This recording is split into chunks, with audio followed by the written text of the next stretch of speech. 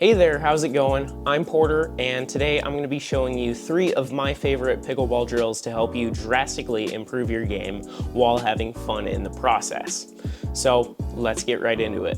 But first, I'm trying to reach 1,000 subscribers by the end of the year, and if each and every one of you watching this video subscribes, I'll be able to meet that goal really easily.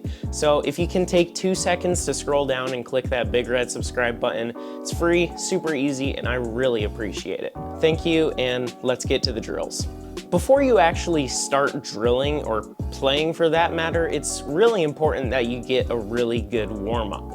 And I don't mean just going up to the kitchen and dinking, I mean stretching your muscles, moving around, all of that. It's really important to help you play your best game. And I'm not gonna go in depth into how to warm up today, but if you wanna see a video like that, leave a comment down below letting me know, and maybe I'll make one in the future. But here's the first drill. This drill's super good for helping you work on your footwork and placement while dinking at the kitchen. I'm not sure if the drill itself has a name, but I'm gonna call it the shuffle drill because you shuffle.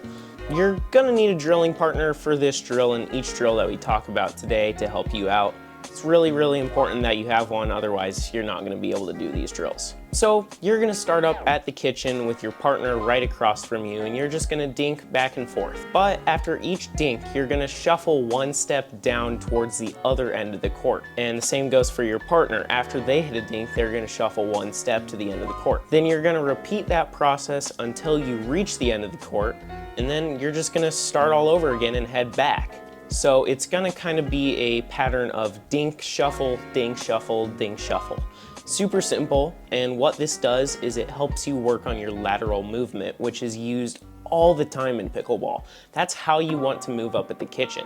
Shuffling and lateral movement is super important, and so this drill helps you out a ton with that. Now, after you've gone back and forth a few times, if you're wanting to up the ante and make it a little bit harder, you can start cross court from your partner and basically do the same thing, but you're gonna move in opposite directions from each other.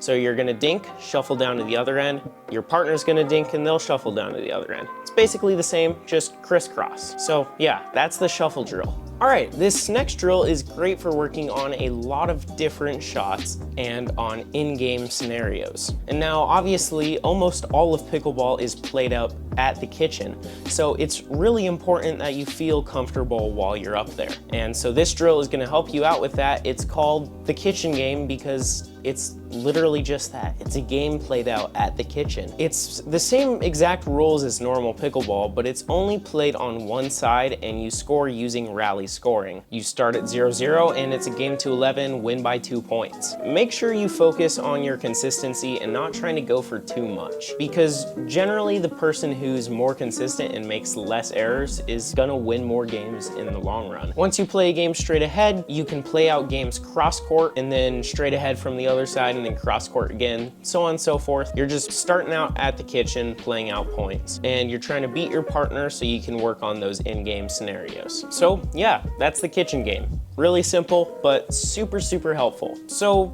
we all know one of the hardest things to master in pickleball is the third shot drop. When it goes too high, it gets killed by your opponent, and when it goes too low, it goes into the net. Getting it to go right over the net in the perfect position is extremely hard to master. So this next drill should help you out a ton when you're trying to learn and work on your drop shots. It's called 7-11. The person practicing their drops is going to be standing at the baseline, while the person who is feeding the drops is going to be standing up at the kitchen. The person at the kitchen is going to feed the ball and try to beat their opponent who's at the baseline.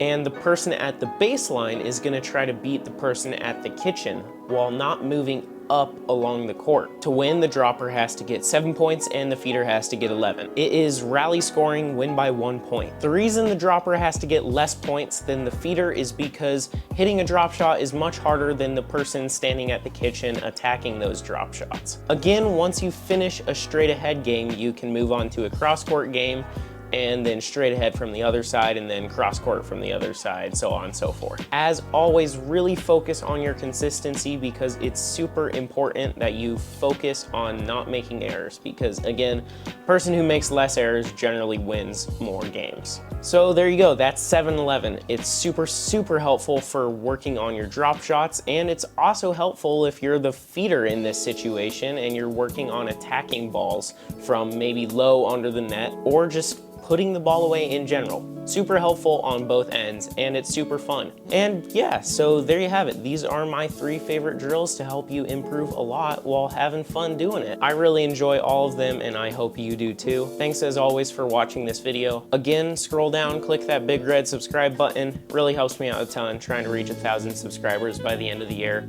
And yeah, we'll see you in the next one. Bye.